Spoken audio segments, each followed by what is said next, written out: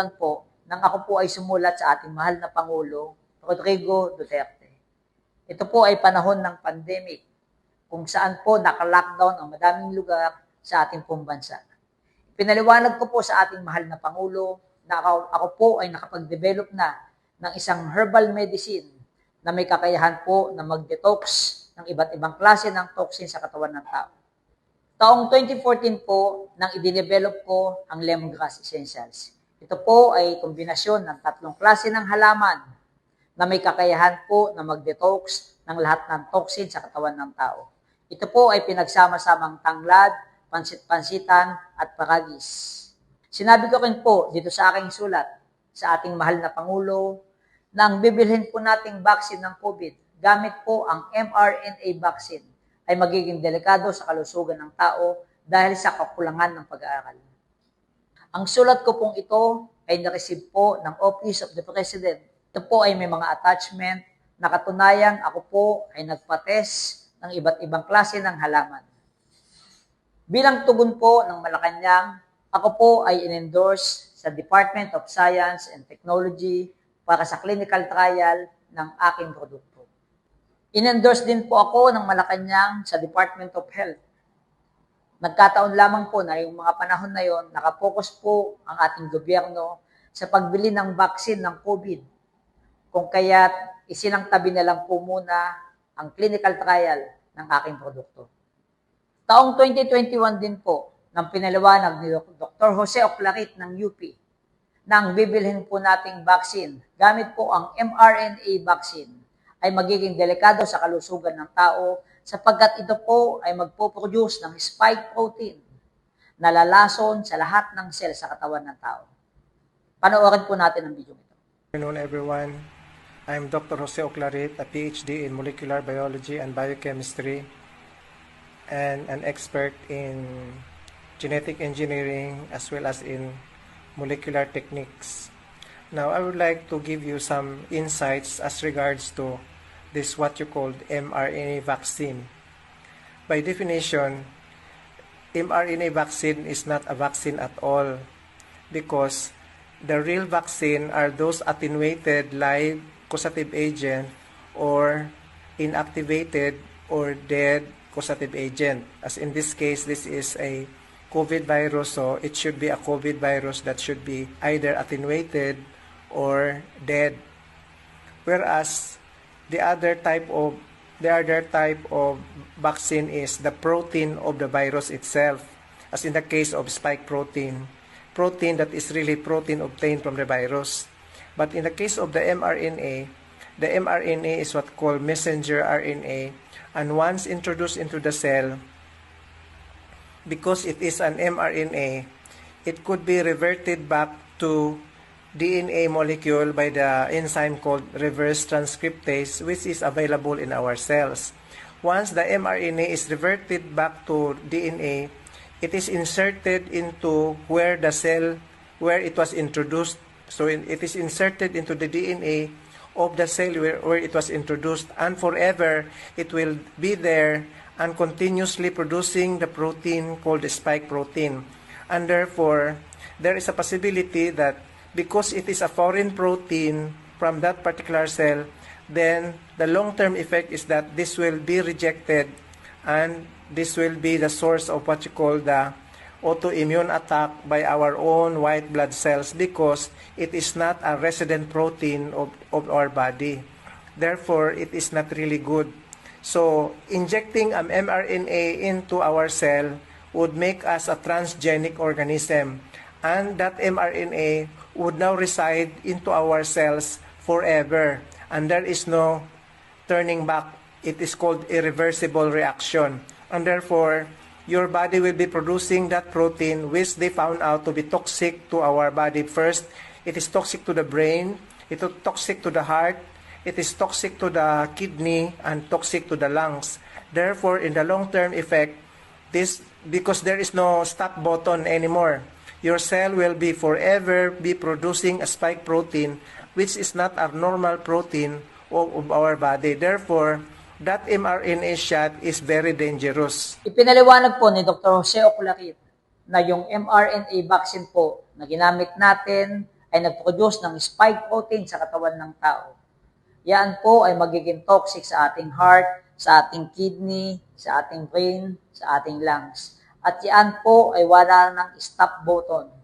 Ibig sabihin, tuloy-tuloy po na magpo-produce ng spike protein ng ating katawan na siyang sisira sa ating cell, na siyang lalason sa katawan ng tao. Sa bidyong ito, mapapanood po natin na ipinaliwanag ni Dr. Peter McCullough na doon sa isinagawa po nilang pinakamalaking autopsy sa buong mundo. Ang findings po nila, 74% ng mga namatay ay dahil sa COVID vaccine. Ito po ay Senate hearing sa US na nangyari noong 2024 nang ipinatawag ni Senator Johnson yung pong mga doktor na involved at nagsagawa ng mga nagpagsusuri sa mga taong namatay dahil po sa COVID vaccine. Panoorin po natin. And do you have any science to back up your opinion? The best data are autopsies. So in the largest autopsy series published to date, I know because I'm the senior author, of all the deaths we examined, and we re-reviewed them. We had an adjudication committee. We had ways of arbitration deciding on did the vaccine cause death. The answer is, of these cases that came in for autopsy after vaccination, 73.9% of individuals, it was determined that the vaccine was the cause of death. First author is Holscher and colleagues. He's sitting right behind me. Ito pong Senate hearing na to noong 2024, kung saan nagsagawa po sila ng mga autopsy, mga patay na po yung mga tao. Samantalang yung pinapaliwanag po ni Dr. Jose Oclarit noong 2021, yun po ay mangyayari pa lang. Babakunahan pa lang po ang mga tao gamit po yung mRNA vaccine. Kaya lang hindi po sa kanya naniwala ang Department of Health. Paano ang gagawin natin? Nabakunahan na po ang mga tao. Nagsisimula na po na lumabas ang side effect ng vaccine. Sa video pong ito, pinaliwanag ni Dr. Peter McCullough na yung pong mRNA vaccine natin na nag-produce ng spike protein ay ang siya pong naging sanhi na napakaraming blood clot sa katawan ng tao. Dati po, ang blood clot sa puso lang po natin at sa utak lang. Ngayon po, ang blood clot po ay kumalat po sa buong katawan ng tao dahil po sa spike protein. Never treated as many blood clots in my entire multiple decades of clinical practice as a cardiologist. The blood clots occur after the infection with the virus and the vaccine because the spike protein causes blood clots. It's without any controversy in medicine, the spike protein causes blood clots. So it is reckless and foolhardy to continue to vaccinate people and load the body with spike protein and cause more blood clots. There were other... Ito po ang dahilan kung bakit pinatigil na po ang vaccination ng COVID sa buong mundo magsimula po noong 2024. Dahil po sa spike protein at sa blood clot. Sa video pong ito, pinaliwanag ni Dr. Peter McCullough na kahit single dose lang po pala ng vaccine ng COVID, from 6 to 9 months, sapat na po para mag-circulate po sa blood natin yung spike protein. Kahit single shot lang po siya, dadami na po ng dadami yung spike protein po sa katawan natin at hindi na po natin siya mapipigilan. Ang ginawa po sa atin, meron po tayong first dose, meron po tayong second dose, meron po tayong third dose, meron po tayong booster, at meron pa po tayong second booster. Yun pong vaccine ng COVID na yan po ang sisira at lalason sa katawan ng tao. Yun pong 5 vaccine po na yan na in-inject po sa katawan ng tao. Yan po ang magiging sanhi ng kamatayan ng tao. Dahil nilalason na po ng vaccine ang ating katawan. Ipinaliwanag po ni Dr. Peter McCullough sa bidyong ito na yung pong vaccine ng COVID ay isang killer protein na kailanman ay hindi magiging mabuti para sa kalusugan ng tao. 80% of Americans took a vaccine. 20% didn't. 20% did not take a vaccine. The vaccine was never safe enough for me to take. Messenger RNA devised by Pfizer and Moderna has been chemically modified to be unassailable to enzymes in the body to be broken down. The messenger RNA is found in the human heart of people who die after the vaccine. It's found in the brain. The spike protein is found everywhere in the body. 3 studies now show the spike protein is circulating in the blood for 6 to 9 months after people take the shot. This part of the virus, the lethal part of the virus in the vaccinated, it's circulating in the blood. And then they take a booster, they get more circulating in the blood. It is a killer protein. It cannot be safe. It was not safe by design. Dito naman po sa bidyong ito, pinakikita po dito na 2,111 na po na mga athlete ang nagsuffer sa cardiac arrest. 1,483 na po ang namatay dahil sa atake sa puso. Kahit po pala tayo ay mag-exercise maghapon, kahit po tayo magsumba, umaga, tanghali, gabi, hindi pa rin po pala sapat para maalis po ang spike protein sa katawan po natin. Kahit sabihin natin ang healthy living, kahit po tayo ay magsagawa ng iba't ibang klaseng sports, ay hindi pa rin po kaya para tanggalin ang spike protein sa katawan po natin. Ano po ang katunayan? Ito po ay mga athlete. Bago po sila sumalang sa kanila pong iba't ibang sports, sila po ay may mga medical certificate. Katunayan na sila po ay fit para maglaro ng kanilang sports. Bakit po sila nagsasuffer sa heart attack? Katunayan lang po yan na kahit anong gawing nating exercise, kahit umaga, tanghali, gabi, mag-exercise po tayo, hindi po kayang tanggalin ang spike protein sa katawan po natin. Kailangan po talaga ma-detox po siya. At ang video pong ito, ang datang ito, ay simula lang po 2021 hanggang 2023. Paano pa po yung 2024 at 2025? Panoorin po natin.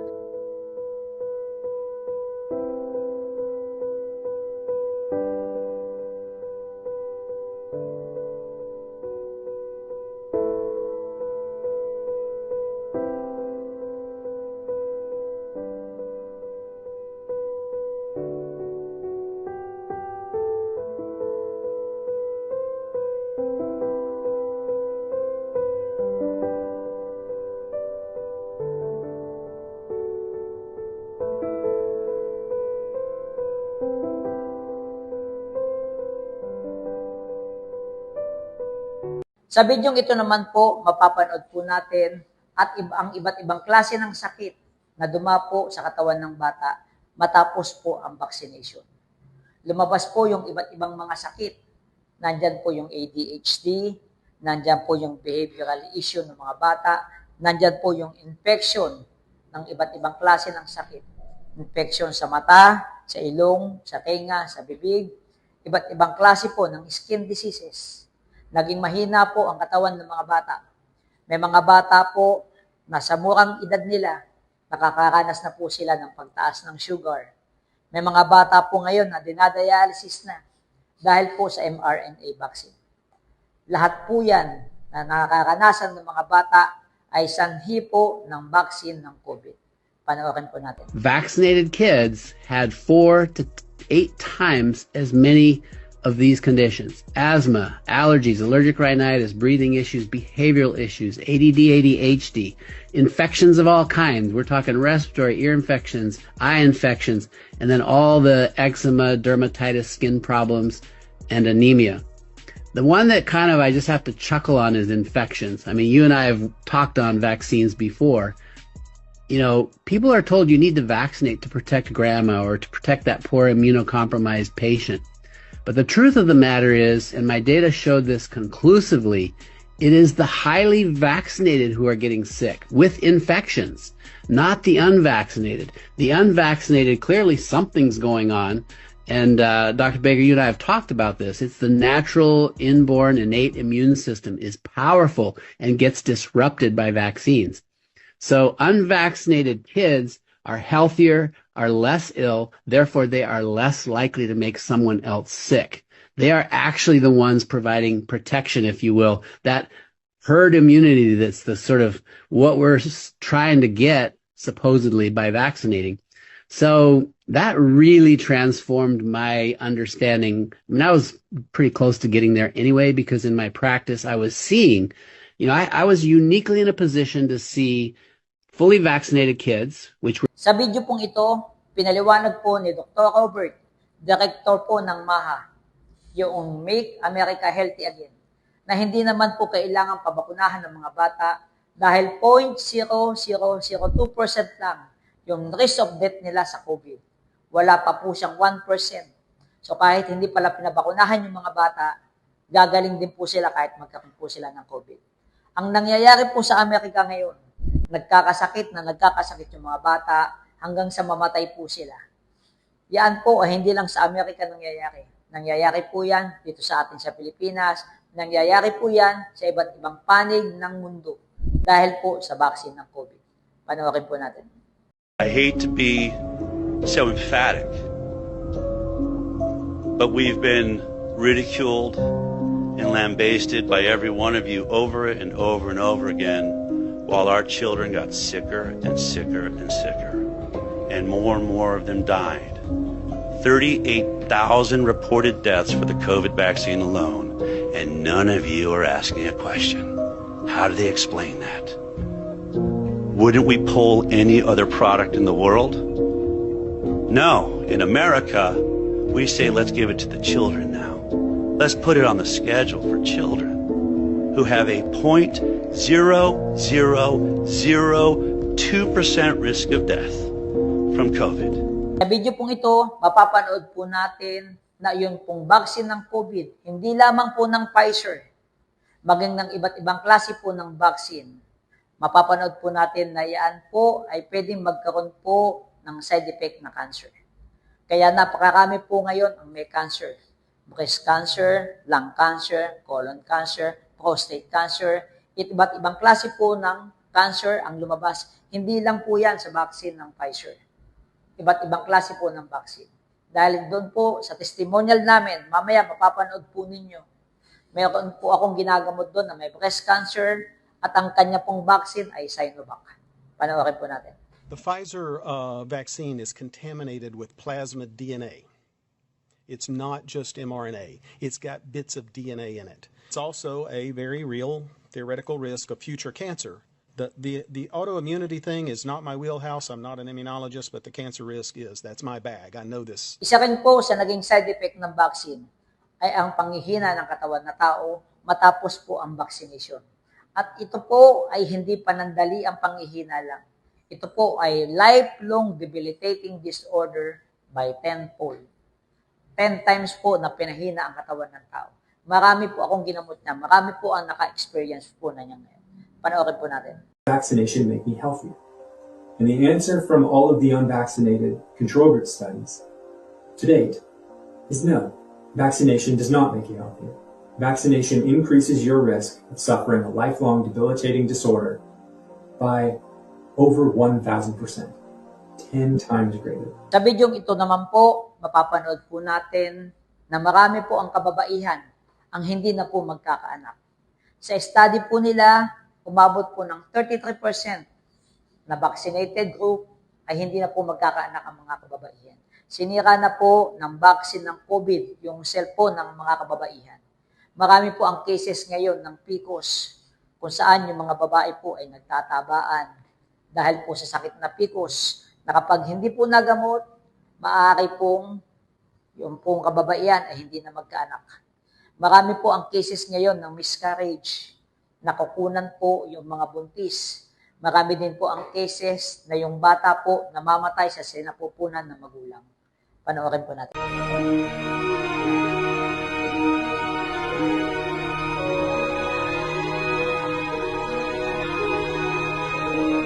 Videong ito naman po, mapapanood po natin yung pag-aaral na sinagawa ni Dr. Naomi Wolf ng Europe Parliament na kung saan meron silang sinagawang pag-aaral doon sa mga kababaihan na hindi dapat magbuntis.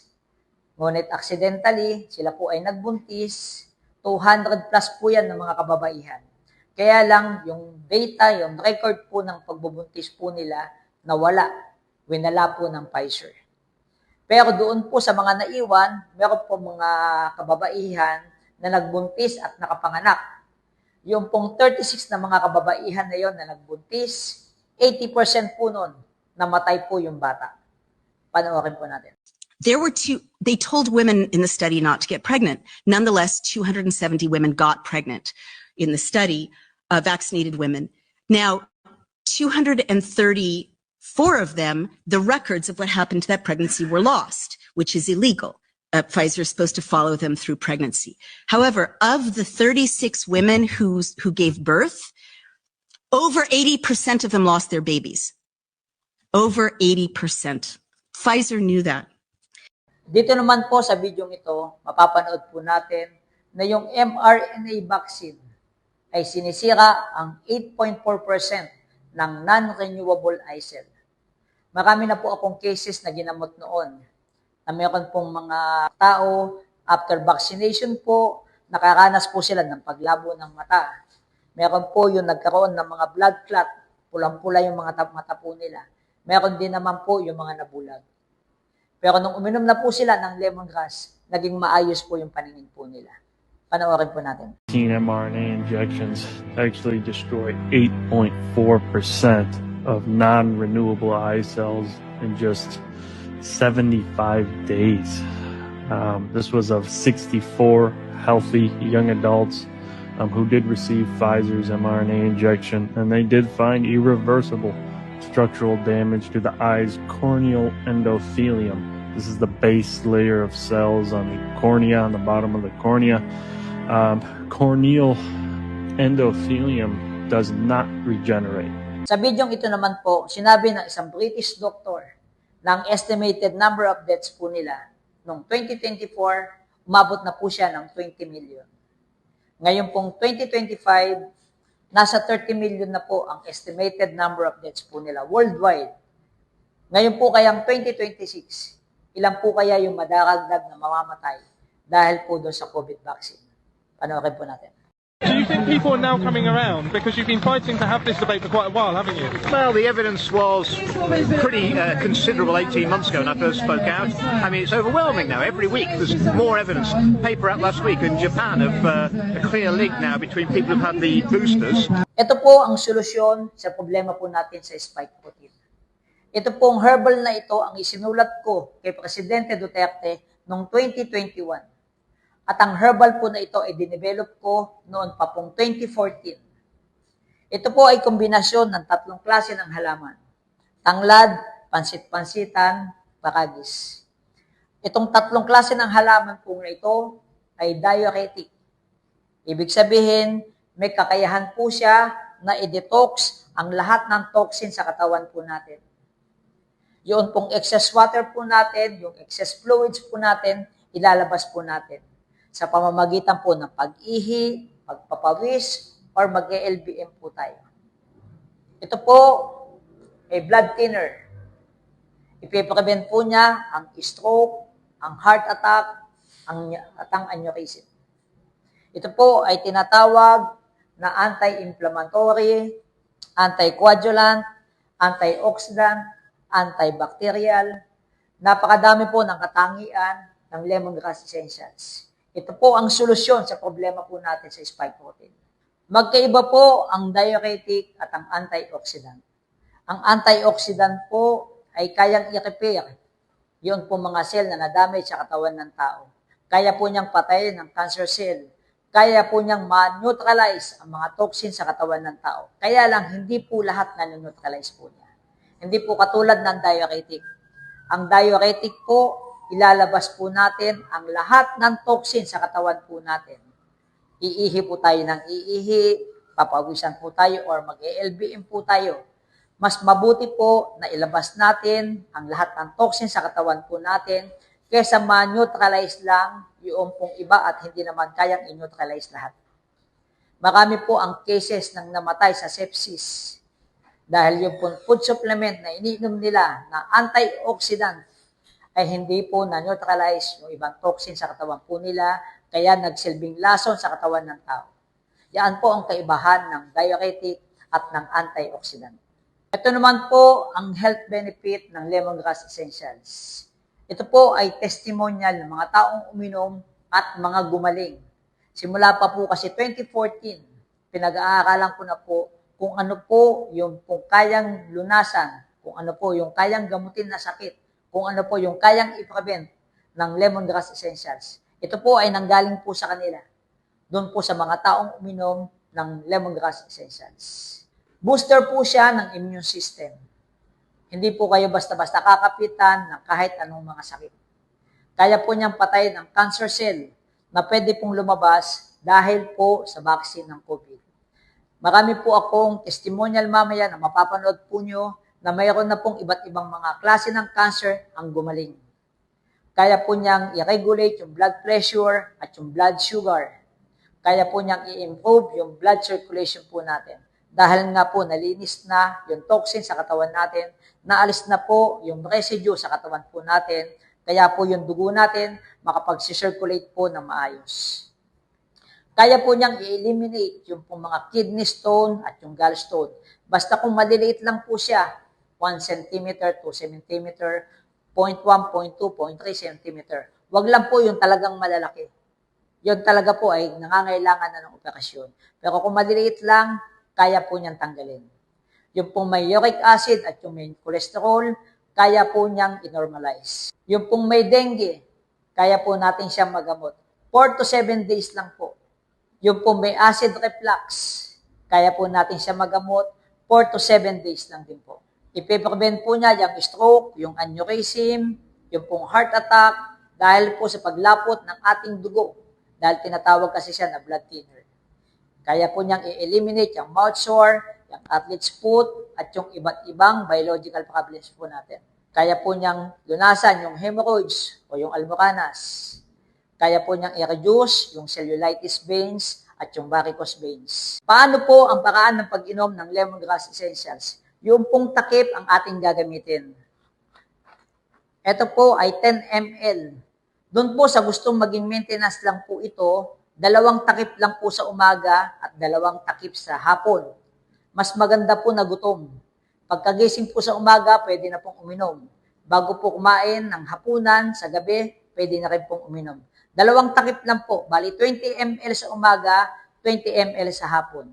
Doon naman po sa may sakit na cancer, bali 3 takip po nito sa umaga, 3 takip din po sa hapon, bago din po kumain.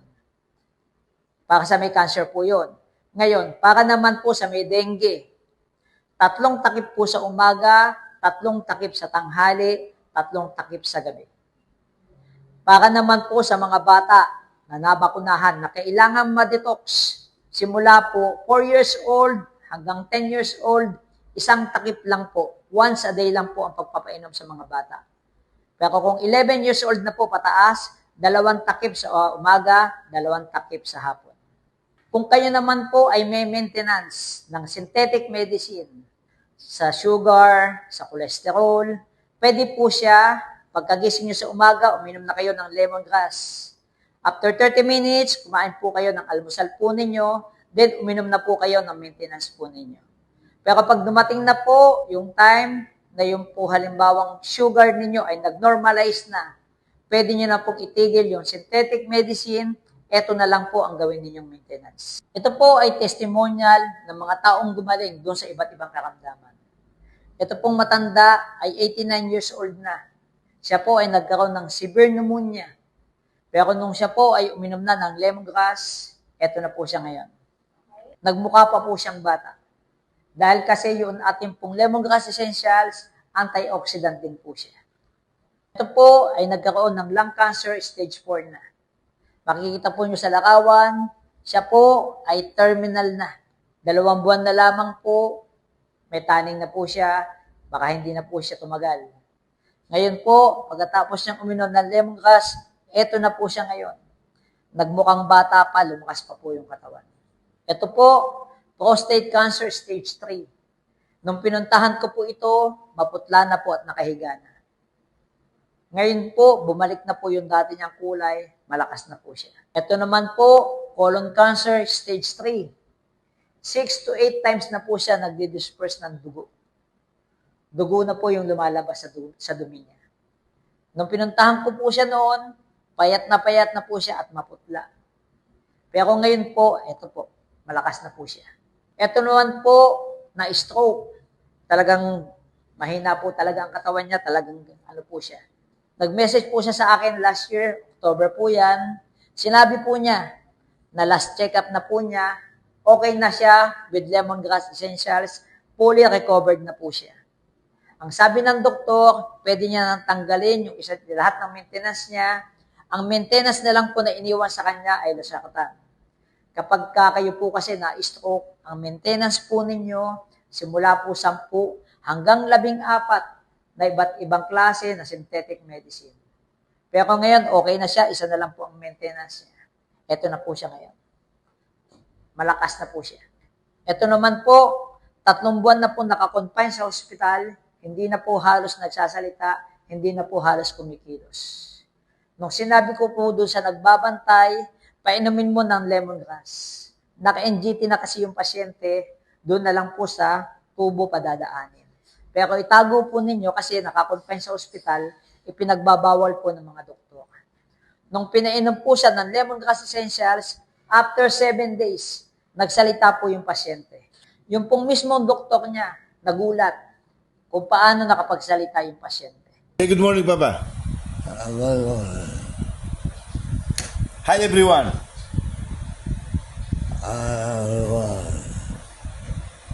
Ito naman po, breast cancer, stage 4, ang vaccine po niya, Sinovac. Ito po yung sinasabi ko kanina, na hindi lang po Pfizer yung pwedeng mag-cause ng cancer. Maski yung ibang vaccine po ng COVID. Ano po, nung pinuntahan ko po ito, mahina na po siya, maputla, nakahiga na lang siya, at umuupo na lang. Hindi na po siya nakakatayo. Pero after 1 month, nung umiinom na po siya ng lemongrass, eto na po siya ngayon. Nakatatayo na po siya, malakas na po siya. Meron po akong actual video sa kanya, actual interview. Panoorin po natin. Nay, pwede niyo pong masabi kung ano po yung pangalan niyo? Ako po si Liminda Malyari. Ilang taon na po kayo? 68 na po. Nabanggit niyo po na yung cancer niyo, yung breast cancer niyo, na-detect na yung February 2024? Opo. Anong stage po siya na na-detect? Stage 4 na. Stage 4 na. Kasi nung pinuntahan po namin kayo, maputla po kayo, manghihina po kayo, tsaka nakahiga. Kamusta naman po kayo ngayon na uminom kayo ng lemongrass? Okay naman po. Nakakaano na po ako. Nakakalakas ang paano. Apo, lumakas na po yung katawan niya. Opo, nakakaano na po ako. Nakakabangon na kayo. Opo. O dahil nung pinuntahan po namin kayo noon, nakahiga po kasi kayo at nakahiga yung katawan niya. Opo. Pero ngayon, mas maganda na po ang development sa inyo. Opo. Bali stage 4 na breast cancer. Opo. Eh, ano po ang masasabi niyo sa lemongrass po? Nagpapasalamat po ako. Yung ginawa ko sa kanya. Opo. Salamat po na. Sana magtuloy-tuloy po yung pagaling niyo. Sana gumaling na po. Kaya yung vlog na ito minigay sa akin. Sige po, may awa po ang Diyos na. Gagawin po Sana kayo. po, panalangin niyo naman po. Kasi gumaling po ako. Opo. Sige po, Nay. Ito naman po, colon cancer, stage 4. Nung pinuntahan ko po siya, payat na po, maputla na, at nakahiga niya lang po siya. Hindi na siya nakakatayo. Pero pagkatapos po niyang uminom ng lemongrass, after 1 month, eto na po siya ngayon. Ako po si Luisito De Leon, 62 taong gulang. Na gagamot ng lemongrass. Hindi na nagkaroon po ako ng sakit na diagnose ng cancer na stage 4. Hindi po ako nagpa-radiation, mga gamot na sa chemotherapy. Hindi ako nagpa-therapy. Ito po, ngayon po lumalakas na po ako dahil dito. Ano pong salamat po ako sa gamot na lemongrass. Ano pong cancer nyo? Stage 4. Cancer po saan? Colon cancer. Colon cancer po. Dahil po dyan sa lemongrass essential, lumalakas po ang aking katawan. Recover na po ako. Maraming salamat po rin sa lemongrass. Thank you po. Po at maraming salamat po sa inyo.